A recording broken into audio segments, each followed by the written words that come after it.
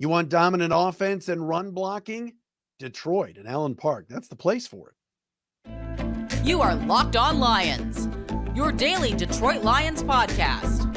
Part of the Locked On Podcast Network, your team every day.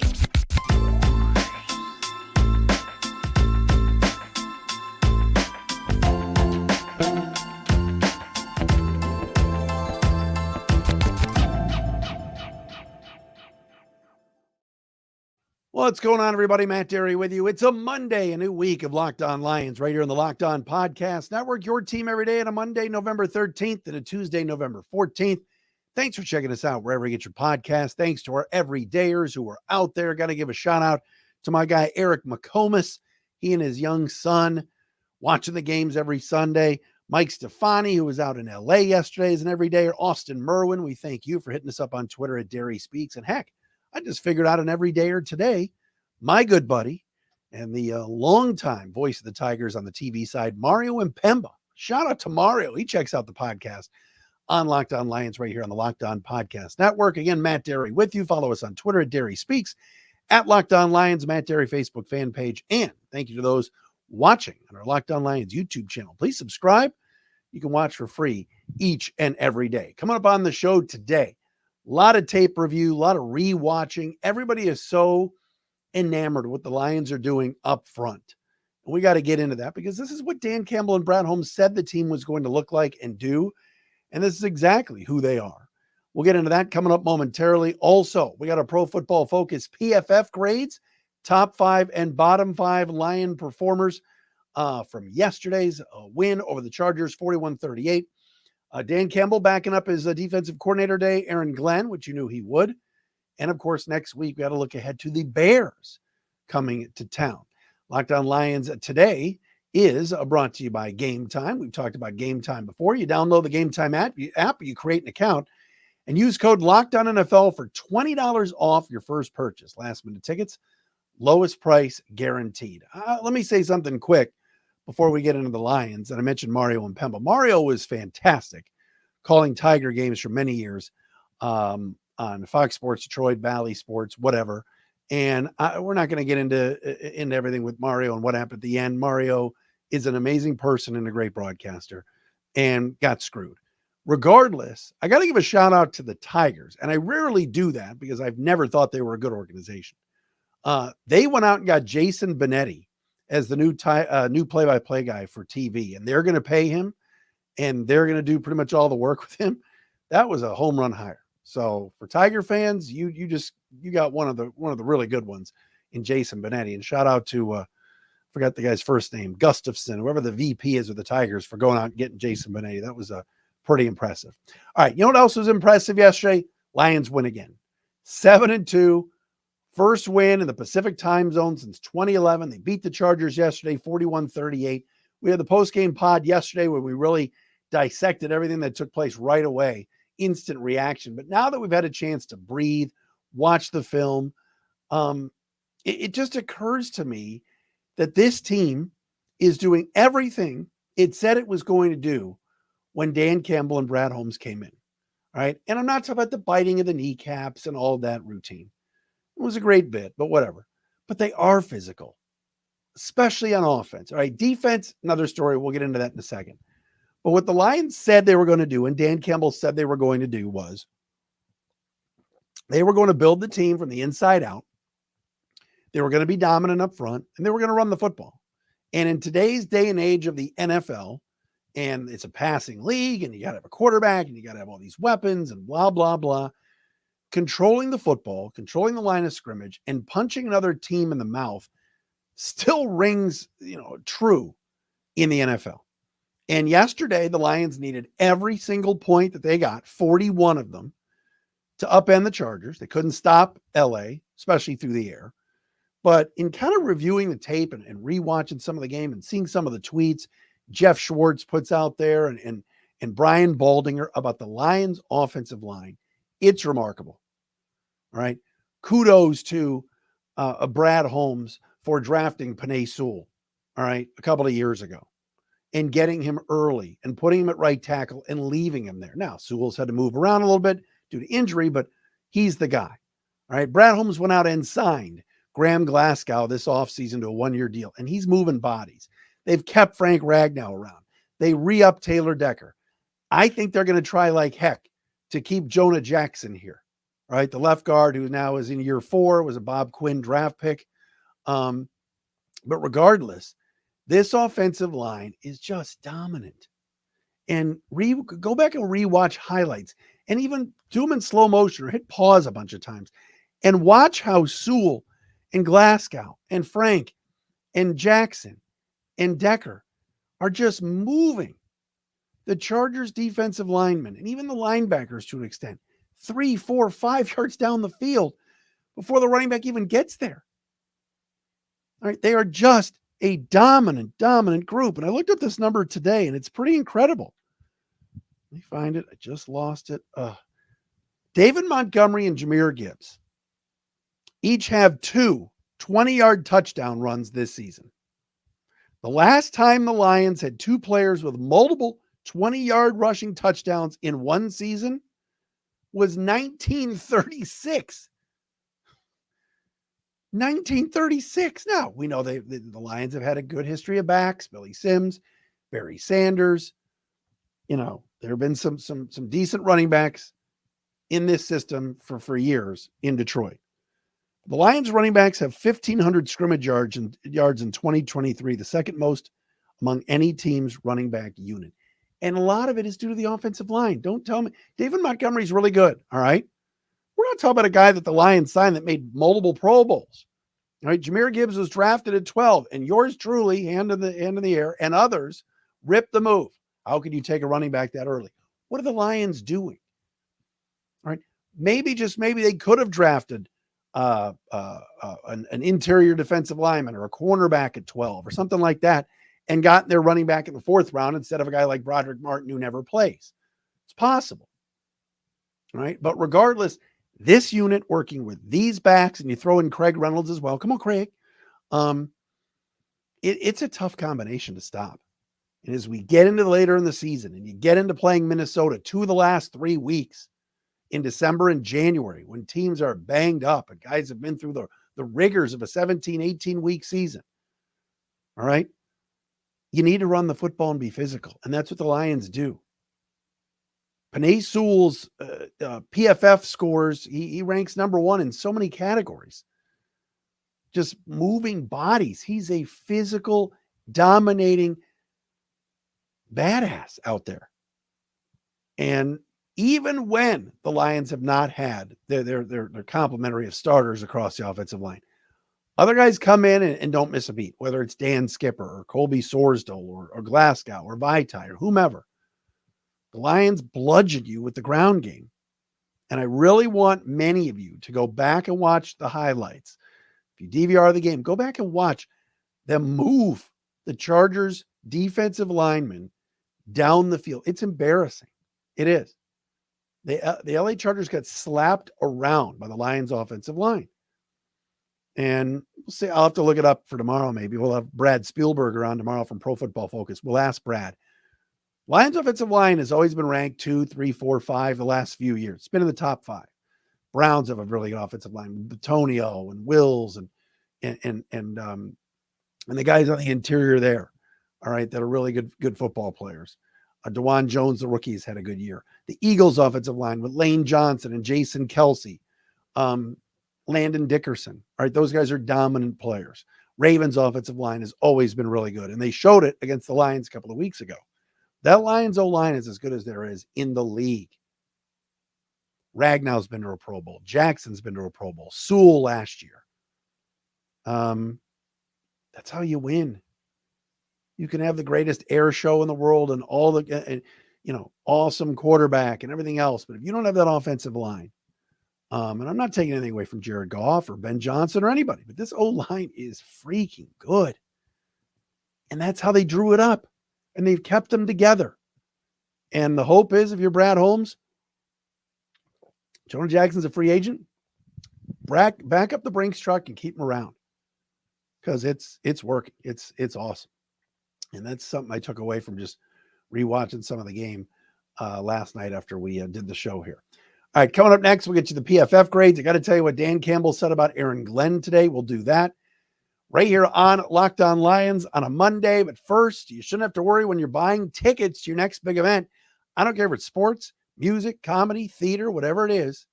You want to buy the best tickets.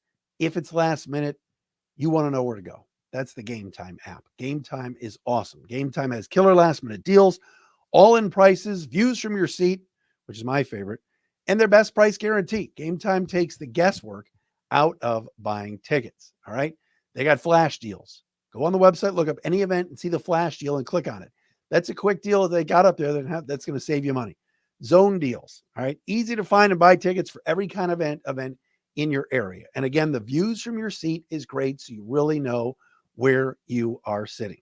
Gametime has deals on tickets right up to the start of the event, even an hour after it starts. It's the place to find last minute seats. Download the Gametime app, create an account, use the code LOCKEDONNFL for $20 off your first purchase. Terms apply. Again, create an account and redeem the code LOCKEDONNFL, LOCKEDON NFL, and get $20 off. Download Gametime today, last minute tickets, lowest prices guaranteed.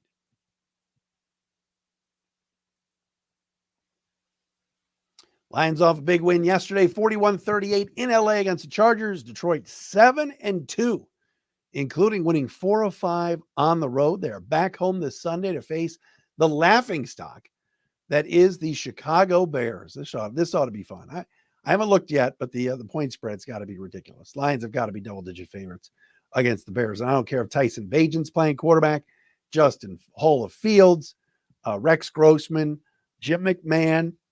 Don't care. Bob Avellini, throw them all in there. Look those people up for those of you that are a little younger in the audience. I don't care who it is. Could be Jay Cutler. Could be Jim Miller, for all I care. Check it out.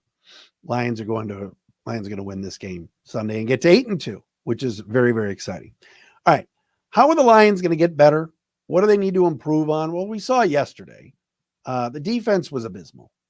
And yes, I saw some of the YouTube commenters and, oh, come on, you're a little bit too harsh. No. You allow the Chargers on their last 5 possessions of the game to score 5 touchdowns, that's a problem. There's going to be a game soon where the defense is going to have to win the game for this team. Other teams are going to figure out your offense. It happens from time to time. A great lineup sometimes gets shut down by pitching. A great offense in basketball sometimes gets shut down by defense. All right, how many years did the Pistons bludgeon Michael Jordan, who was the superior offensive player? But the Jordan rules and the defense prevailed. There's going to be a game coming up, and I don't know when it is. It's going to be a tight, close defensive struggle, where maybe Goff isn't in a good rhythm that day. Maybe the O-line's getting called for penalties, and there's weird whistles going on, a drop pass here or there, poor field position. It happens. All right, not everything is going to be like yesterday, which was an absolute track meet out there at SoFi. And Dan Campbell today was asked about Aaron Glenn and the defense, and he said, we're going to be okay. Guys have to win their one-on-one battles, is what he said. They can't upgrade the roster anymore. Trade deadline is passed, and don't tell me the Lions should sign Jack Jones because the Patriots has cut him. That guy's a complete locker room cancer. They're not going out and getting Jack Jones. If they didn't make any trades at the deadline because they were worried about messing with the culture, what makes you think they're going to bring in some bad apple from the Patriots? Could they use another corner? Sure. You want to sign somebody? Call Ndamukong Suh. See if he'll come out of retirement. He's waiting for the phone call. I'd sign Sue before I signed Jack Jones, is my point. But guys winning their one-on-one battles is interesting because, and we're going to get to the PFF grades in a second, guys just have to start playing better, right? Like I said, nothing's going to fall off of a tree in Allen Park and whittle its way down to the facility.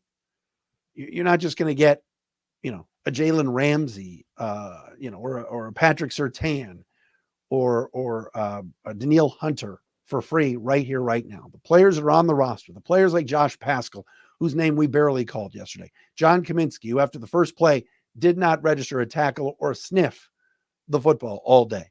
Those players must improve. Charles Harris has been a giant disappointment this year. Huge disappointment. Harris and Romeo Okwara took pay cuts this offseason. They're playing like it. Somebody has got to step up opposite of Aiden Hutchinson and get to the quarterback. Because right now, all these offensive lines are leaning right and making sure that they're taking Hutch out of the game.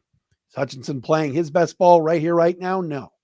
Right? Is anybody up front doing the job? Not really.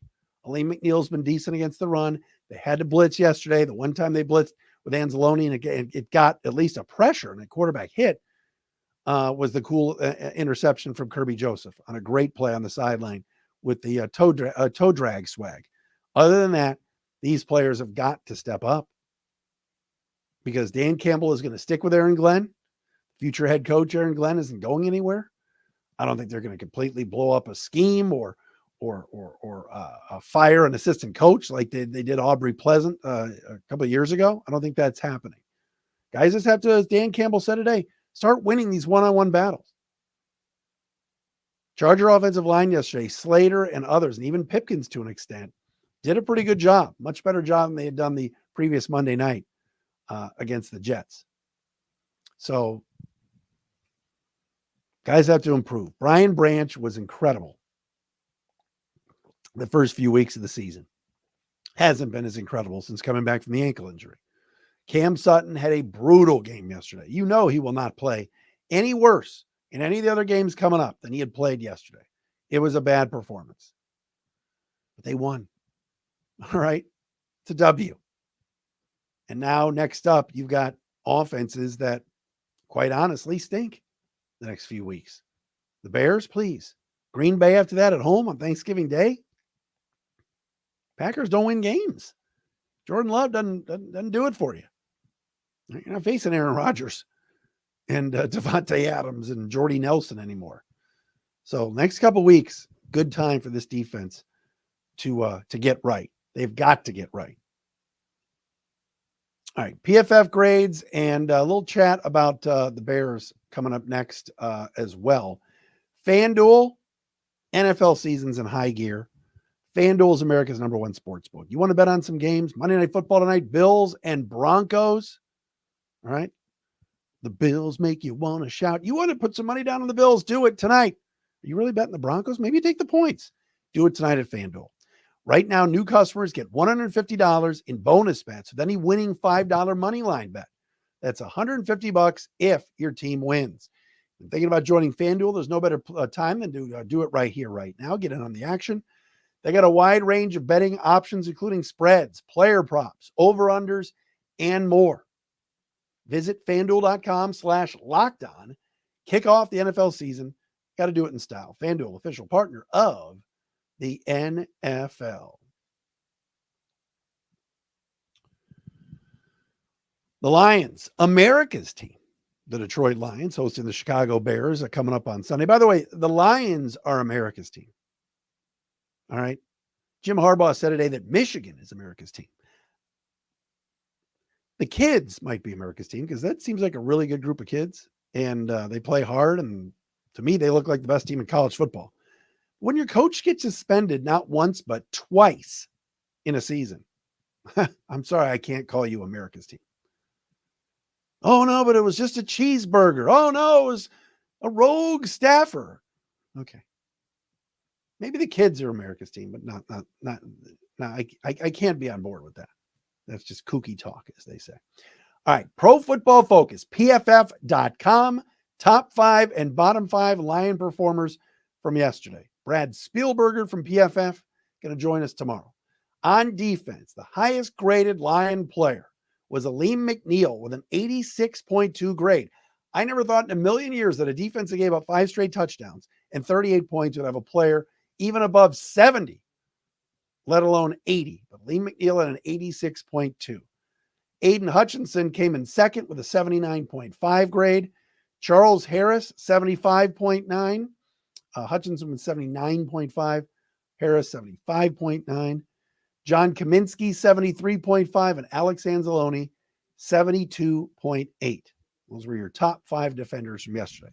Bottom 5, no surprise, Cam Sutton, dead last, 43.2. Kirby Joseph, 43.9. Or as Jim Nantz called him yesterday, Carry Joseph. Brian Branch, 49.1. Julian Okwara, 49.2. Josh Pascal, 50.3.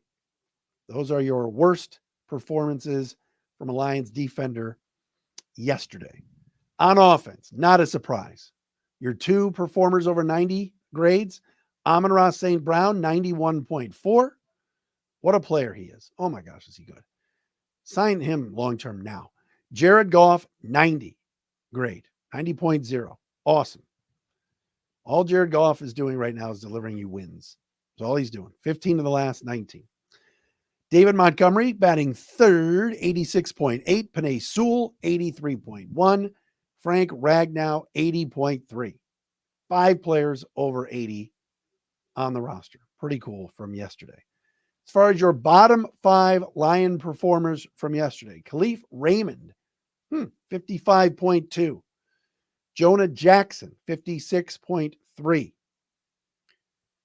James Mitchell, 58.1. Josh Reynolds, 62.5. And Jahmyr Gibbs, 62.5. But think about it, your fifth worst was a 62. The fifth worst on the defense yesterday, was a 50. So a little bit of a difference between the offense and the defense, I would say, from yesterday. Defense has to get better. All right. If this team is going to beat San Francisco on the road or Philly on the road, they got to get stops. They've played some decent quarterbacks this year. Outside of Mahomes in week 1, when they played good quarterbacks, they've gotten shredded. It's a fact. Geno Smith shredded him. Lamar Jackson shredded him. Justin Herbert yesterday toyed with him at times. He and Keenan Allen were hard to stop. The Lions are going to see Dak Prescott later in the year. Right? The next 2 weeks, Bagent or Fields or Love? No. Derek Carr in New Orleans, if he plays, I'm not putting him up in the class of Lamar or Dak Prescott or Justin Herbert. Josh Dobbs, we'll see. The guy's been on 17 teams, all right? I think eventually water is going to find its level with Dobbs. It's a great story. But there's a reason Tennessee got rid of him. Pittsburgh got rid of him. Cleveland got rid of him. Arizona got rid of him. Great story. And he's got the Vikings on a win streak right now. It's 6-4. Pretty remarkable. But I don't see this continuing like this. But give Kevin O'Connell credit with Minnesota. They've been without Justin Jefferson for the last, month? And they've won 5 in a row. Next up, the Bears. Coming up right here at Ford Field on Sunday at 1 o'clock. Chicago actually off a rare win as the Bears knocked off the Panthers last Thursday. So they'll have a little bit of time extra time to prepare. Bears and Panthers. Chicago, of course, beat Carolina 16-13 this past Thursday night. David Montgomery is going to have a big game. He was asked about it yesterday. He said, I'm not really going to get into it right now, but yeah, he's been circling this on the calendar. Not that he hates the Bears, that he's mad at them for kind of letting them walk at free agency, but anytime you play against your former team, and it was a team that did not offer him what the Lions offered him, I think David Montgomery is going to be running with reckless abandon this coming Sunday. I cannot wait. And that crowd is going to be through the roof again, just like they were yesterday out in LA. All right, tomorrow, Pro Football Focus's own Brad Spielberger will join us. We'll do the crossover with Lauren Cox of Locked On Bears coming up on Thursday. Thanks for making us your first listen, checking us out wherever you get your podcasts. Matt Dery with you, Locked On Lions, Locked On Podcast Network.